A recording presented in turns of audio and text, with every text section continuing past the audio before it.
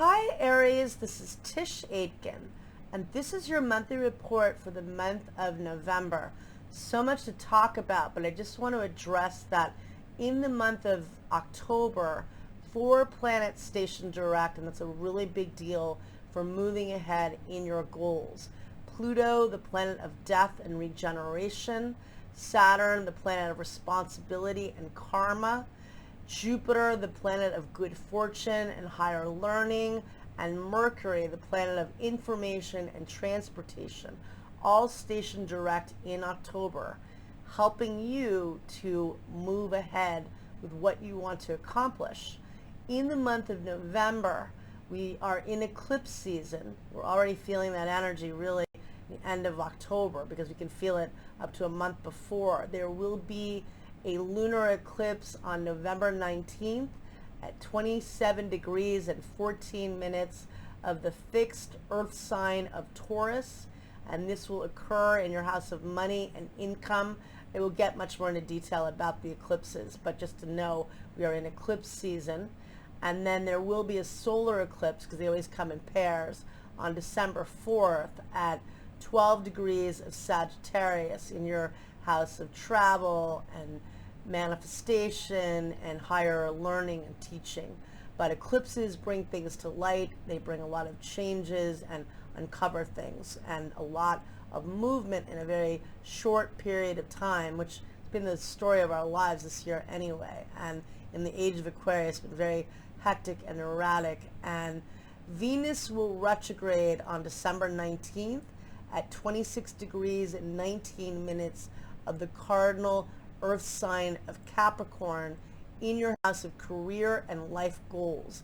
Venus is going to be in that sector of your chart from November 5th until March 6th of next year. And this gives you an opportunity to really evaluate what you're doing for achieving what you want to accomplish. Are you in line with your values? Are you being creative? Are you fulfilled? And are you taking action as much as you should? And this really helps you, I think, to reevaluate that. And it sets off the Saturn story. Saturn got to 26 degrees on March 4th of last year, and then it got back to that degree on November 4th of 2020. And when Venus stations direct on January 20th, it goes back as far as December of 2018 and January of 2019. So almost the entire time that Saturn was in Scorpio, Saturn was in Capricorn in your house of career and life goals. And that span was from December of 2017 till December of 2020. It's not the entire transit, but almost. So with all that said, there's a lot to cover. So Mercury squares Pluto on November 2nd at 5:39 a.m. Eastern Daylight Time, and that can be combative. It can involve power struggles, but it's really good for doing research and getting to the bottom of things. As you begin the month, the Sun and Mars are both transiting in your house of healing and death and renewal and joint resources and money. And so that is a big theme for you in terms of doing healing work and also addressing your finances. And Mercury will join that lineup on November 5th. But Mercury has been in Libra since August 30th in your house of relationships and partnerships.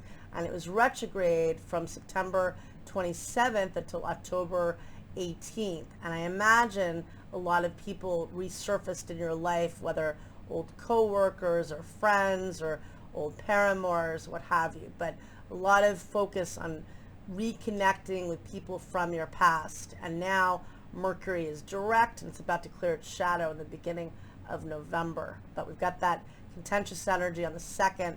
On November 4th, there's a new moon that takes place at 5:15 p.m. Eastern Daylight Time at 12 degrees and 40 minutes of the fixed water sign of Scorpio. Transformation and empowerment.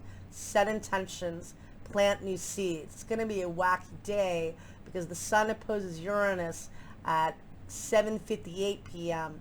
Eastern Daylight Time. And that can bring unexpected twists and turns, could be breakups, could be unexpected meetups or encounters. It's going to be eventful, but plant seeds and set intentions. On November 5th, Venus changes signs and enters the cardinal Earth sign of Capricorn at 6:44 a.m. Eastern Daylight Time. It will remain in Capricorn in your house of career and life goals until March 6th. So a long time in that sector of your chart. At 6:30 p.m. Eastern Daylight Time, Mercury changes signs and enters Scorpio, where it will be until November 24th in your house of healing and facing pain in order to heal, facing the darkness to embrace the light. On November 6th, Mercury sextiles Pluto at 11:59 a.m. Eastern Daylight Time. That is very empowering communication, good for business communication for you and partnering with others financially. On November 10th, Venus forms a beautiful sextile to Mars at 7:57 a.m. Eastern Daylight Time. That is positive for professional and financial endeavors, very creative, but that day will be challenging because Mercury squares Saturn at 12:04 p.m. Eastern Daylight Time. That could be difficult with friendships for you potentially. Could bring delays and possible arguments. And then later that day, Mars squares Saturn at 6:14 p.m. Eastern Daylight Time. And that could definitely be could definitely feel restrictive and frustrating. Good for getting work done that requires patience and working on your own if possible. On November 13th, Mercury opposes Uranus at 10:57 a.m. Eastern Daylight Time. That can bring a lot of illumination and again, expect the unexpected, but it could be very illuminating and interesting too. Very innovative energy, but will be kind of disruptive too, realistically. On November 15th, Venus squares Chiron, the wounded healer, and Chiron's transiting in your sign, and this occurs at 3:07 a.m. Eastern Daylight Time, and that could bring up issues with identity or just painful issues that we're all dealing with. And then later that day, the Sun squares Jupiter, and that can be that happens at 2:58 p.m. Eastern Daylight Time, and that can be an excessive energy. It's not negative, but there's be a lot happening. On November 16th, the Sun sextiles Pluto, and that's a very empowering energy at 4:01 p.m. Eastern Daylight Time, standing in your strength. On March 17th, Mars opposes Uranus, and that happens at 12:23 p.m. Eastern Daylight Time. That can be energy where people can be prone to accidents, people can lash out really easily and be reactive and not really think before they speak. So just be wary with that energy and act, erratically. So just know that that is challenging energy. We're getting close to the lunar eclipse, that full moon eclipse. That's a full moon on steroids, so kind of heavy. November 18th has beautiful aspects. Mercury, which is communication and outlook, forms a beautiful trine to Neptune at 10:38 a.m. Eastern Daylight Time, tapping into the dream, doing manifesting work, meditating. Venus, which is the planet of love and beauty, forms a beautiful trine to Uranus at 10:08 p.m. Pacific Daylight Time, and on November 19th at 1:08 a.m. Eastern Daylight Time. Very harmonious energy of creativity and love and fun that is accessible to all of us. But we've got that full moon eclipse at 3:57 a.m. Eastern Daylight Time at 27 degrees and 14 minutes of the fixed Earth sign of Taurus. This lunar eclipse occurs in your house of income, what you value, how you can be creative, and how you earn money. It's just a degree from the fixed star known as Algol, and that is a fixed star that is associated with misfortune. It's a difficult fixed star. So try not to lose your head, because we do have heavy energy, and it is a lunar eclipse. It's a full moon on steroids, so knowing that. And Algol is not the easiest of fixed stars, but you know, we are moving ahead, and we got to keep going ahead. And Mercury trine Neptune, tapping into the dream. Venus trine Uranus, innovating and connecting with others and brainstorming. On November 20th, Venus squares Jupiter at 6:43 p.m. Eastern Daylight Time. Those are the two benefics. Just could be excessive energy, obviously a lot of emotions, just the day after a lunar eclipse. That's on the 20th. I mean, the 19th is the lunar eclipse.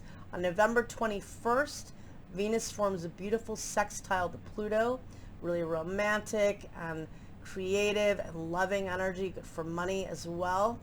And this occurs at 4:14 a.m. Eastern Daylight Time. That is really nice energy. And let's see, on November 21st, the Sun enters Sagittarius at 9:34 p.m. Eastern Daylight Time, and it will be there until December 21st, and it's transiting in your house of teaching and promotion and optimism, and this is really good for you. It's a fellow fire sign, so very harmonious with your energy. On November 24th, Mercury enters Sagittarius at 10:36 a.m. Eastern Daylight Time, bringing more levity. It's technically in its detriment as it rules the opposite sign of Gemini, but it's, you know, an optimistic placement and sees the big picture, and for you is in your house of manifesting and hope, so that's good energy for you. On November 26th, Saturn forms a helpful sextile to Chiron, the wounded healer, helping us to structure through doing healing work. Now, on the 25th of November, it is Thanksgiving in the United States, and the moon will be in Leo that day, which is usually a pretty fun placement of the moon, but it opposes Saturn, and it squares Mars and Uranus in the sky, or opposes Mars and squares Uranus, and so it's or it squares both, but it's not easy energy. And so just recognizing that we're all dealing with a very difficult time, and we're getting together, hopefully employing that Saturn Chiron effect of doing healing work together, because we're all going through this as a universal experience. On November 28th, the Sun and Uranus meet up at 11:39 a.m. Eastern Daylight Time, and that energy can definitely be you know, erratic and unpredictable, but you know, innovative energy. And then on the 29th of November, Mars forms a trine to Neptune at 9:10 a.m. Eastern Daylight Time. That's very good energy for healing work. Mars rules your sign. Neptune rules your house of dreams and meditation and imagination. And then Mercury forms a beautiful trine to Chiron, the wounded healer. It also forms a sextile to Saturn at 11:19 p.m. Pacific Daylight Time and at 1:19 a.m. Eastern Daylight Time on the 30th. Venus forms a beautiful sextile to Neptune at 3:46 p.m. Eastern Daylight Time on November 30th. And Neptune is the higher octave of Venus, very compassionate, beautiful energy. But bear in mind that the last 5 days we're feeling the station of Neptune. Neptune will station direct on December 1st at 8:22 a.m.